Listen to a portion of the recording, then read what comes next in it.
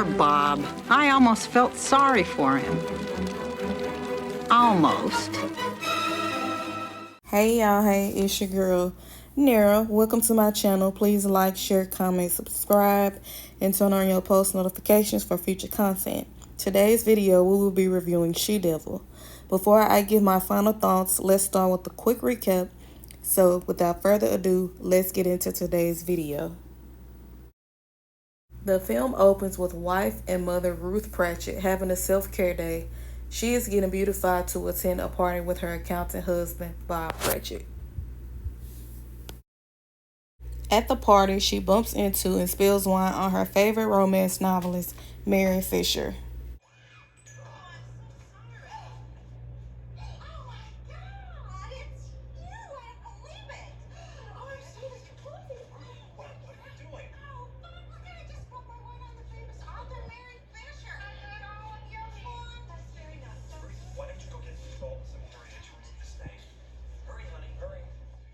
There is an instant attraction between Mary and Bob.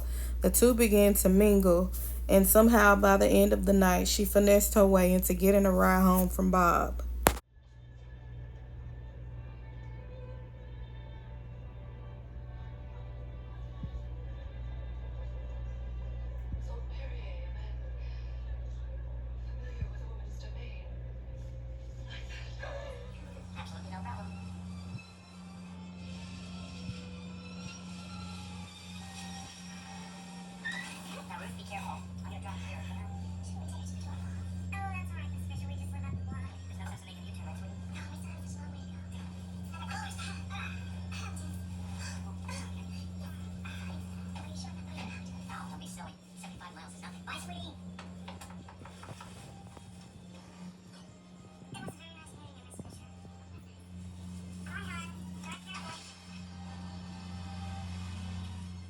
And the affair quickly begins, and Bob eventually stops coming home at night.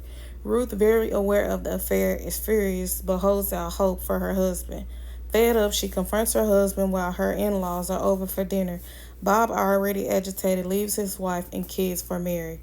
From this point on, an angered Ruth vows revenge on the two. I had every intention of seeing this marriage through. I'm going to tell you something, Ruth.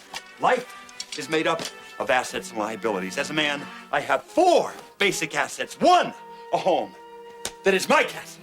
2, a family that is loving and devoted. 3, a successful career that I work very hard to maintain. And 4, the freedom to enjoy the fruits of my labor. But when it comes to liabilities, I have only 1. That's you, Ruth. And I'm not going to let you destroy everything I've worked so hard for. You're a bad mother, a lousy wife, and a terrible cook. In fact, have you looked in a mirror recently? I didn't even think you're a woman. Do you know what you are? You're a she-devil.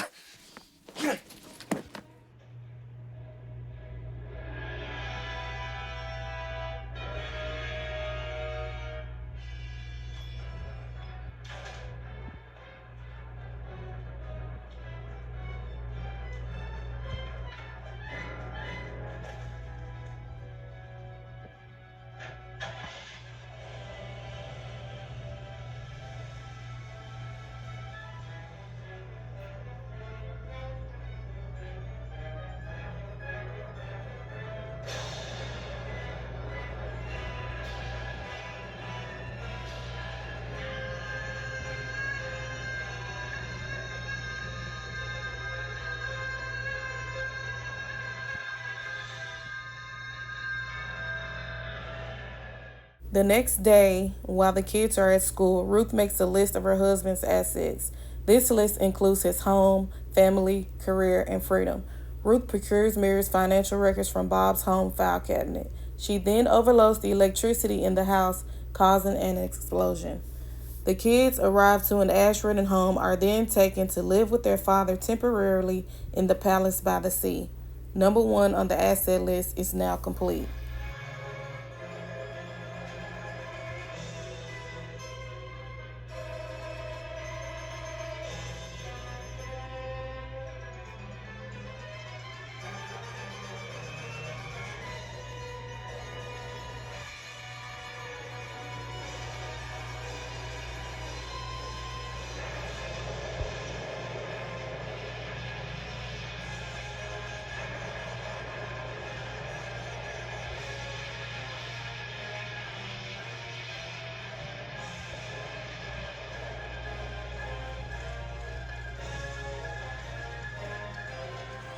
I would have to get used to being alone now. It's not easy for a mother to be separated from her children. I bet Mary Fisher's mother feels the same way. Maybe I can help old Mrs. Fisher get reacquainted with her daughter. Buy a rose, a beautiful rose for a beautiful lady. But first, I would need a new name. Ruth disappears and takes up a nursing home job under the alias of Vesta Rose. While there, she befriends Mary's estranged mother, Francine. She also meets and gains the trust of Nurse Hooper. Unbeknownst to her manager, she sneakily arranges for Francine to visit her daughter. While on this visit, Francine is set up for having incontinence problems. Being a nursing home violation, this causes Francine to be kicked out and Ruth/Vesta to be fired. Mary Fisher, any relation? My daughter, Oh, how nice. she's a slut. Bitch keeps me in his dog pound while she lives the life of a princess in her goddamn mansion. Well, that doesn't seem fair. Yeah, I ought to drop in on her one day. That'd scare the shit out of her. You have rights. If you wanted to go see your daughter, nobody could stop you. I'm too old. You are a mature and vibrant woman, and don't you let anyone tell you anything different. Yeah, I suppose I could go one Sunday afternoon. I'll put you on the train myself, and I'll even call ahead to make sure the butler knows you're coming. Butler, I bet there's hanky-panky there. Well, there's only one way to find out. Bedwetters have no place in the Golden Twilight home. Now clearly a couple, Mary is struggling in her new role as a stepmother. She now also has to care for her mother full time. Her secret of being a teen mom and giving her baby up for adoption is now plastered all over magazine covers. Bob, continuing the cycle, has now started cheating on her. And lastly, she is struggling to finish her current novel. Number 2 on the asset list is complete. Are you saying she was promiscuous? Promiscuous. She was a teenage tramp. She couldn't get enough. She would do it anywhere, anytime, and with anyone. She got knocked up when she was 16. Really? Couldn't keep it going. You had to put that cute little baby boy up for adoption. A boy? Chris? Come here. Are you saying there's a missing heir to the Fisher family royal dynasty?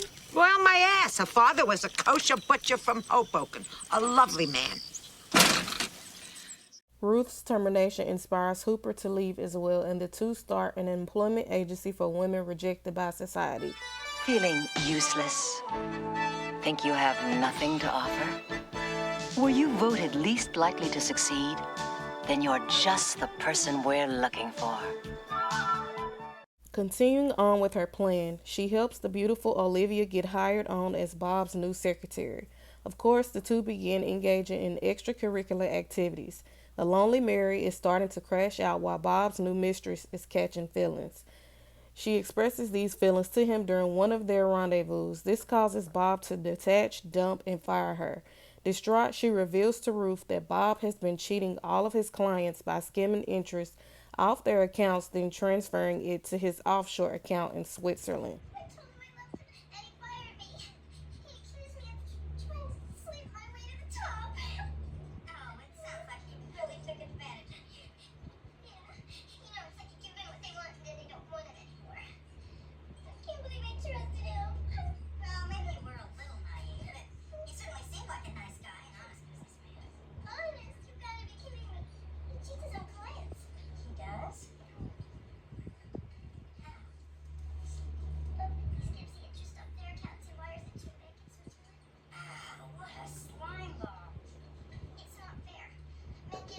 Knowing the password to his computer, the two hack into the system to do a transfer to the Switzerland account.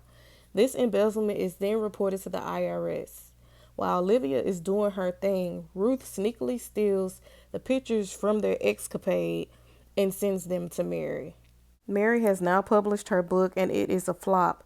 Leaving the book signing, she receives what she believes to be fan mail, but it actually is confirmation of Bob's double life.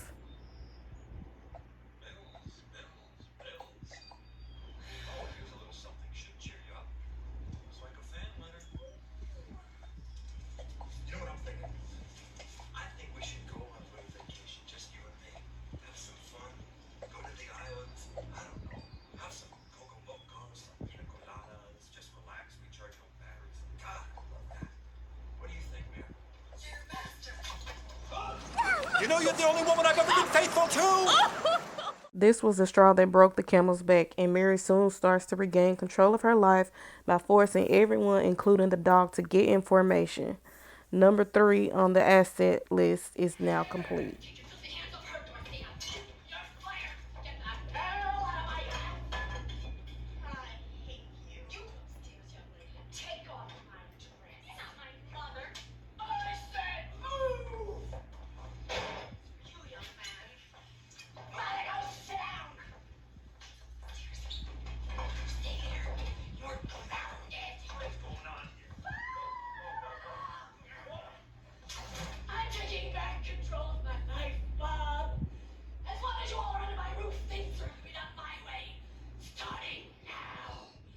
Mary throws an elegant party.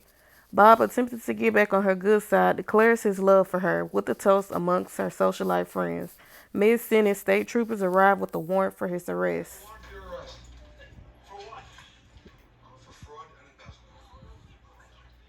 This is a private party. You have to leave. There must be some mistake. There's no mistake, Mr. Paget. Will you please come with me? Sorry to spoil your party.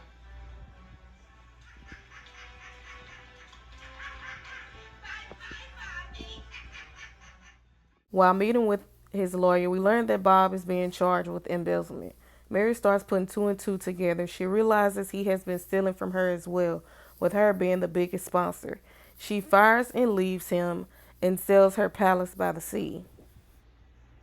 How the hell did a bum like me wind up with a wonderful woman like you?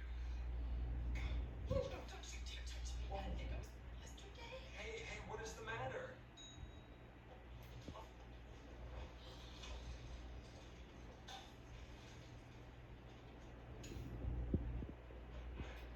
Stealing from your own clients.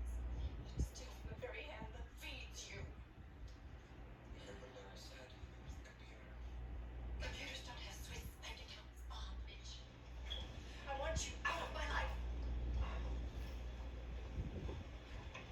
Oh, and you're fired. Bob is put on trial and would have probably gotten away with it if the case had not been reassigned to another judge. He is convicted and sentenced, thus destroying and completing number 4 on the asset list. As he is being taken away to start his sentence, he spots Ruth and realizes that his greed, selfishness, and infidelity towards her has left him with nothing. I don't know. You look great. How do you feel?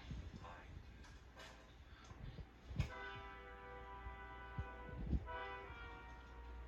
Please be seated.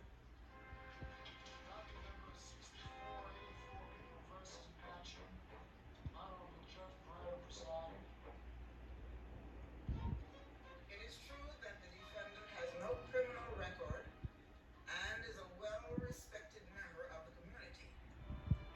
But the fact remains that the defendant stole large sums of money from his clients. In doing so, Mr. Patchett has not only broken a sacred trust, he has shaken the public's faith in accountants everywhere. Court therefore finds $250,000 and orders him to serve a prison term of 18 months. She's kidding, right? That's my wife! Ruth! Where have you been? All right, come on. I gotta help me. Come on. That's Ruth.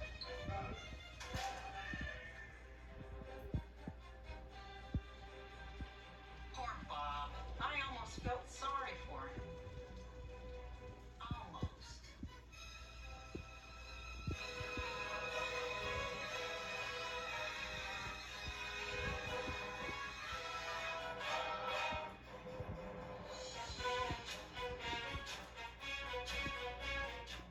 The kids are now reunited with their mother and 16 months later are able to visit their father. Mary was able to revive her career by becoming a more mainstream author, releasing a tell-all, and she is still up to her old ways. Ruth has also continued finding herself, and the employment agency is still thriving. And that's the end of the movie. Now here are my final thoughts.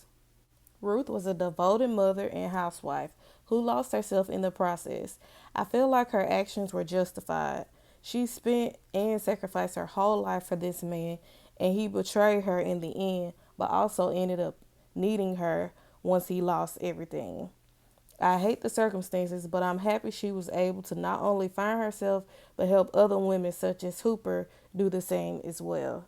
Mary Fisher is pretty, rich, thin, and writes best-selling novels about love. She was used to having her way with men. She went from screwing the butler Garcia to sliding on Bob the minute they locked eyes. She was a fool for thinking that they were going to run off into the sunset and live happily ever after, especially when this man left his whole family to be with her. She got everything and then some, especially when 3 other guests were added to the mix. I don't feel bad for her either. And lastly, Mr. Bob. He was selfish, greedy, and a serial cheater. I believe Mary was one of many he cheated on his wife with, and it just so happened to catch up to him in the end. Karma came a little quicker, and he did what most men would do under those circumstances. His family was an afterthought while he was in them streets, but the first thing he thought about when he heard that guilty verdict. I don't feel bad for him at all. He played a stupid game and won a stupid prize. All in all, this is one of the top 10 in my favorite movie lists. I watched this so much as a kid and continue to do so frequently. I hope you've enjoyed my little commentary.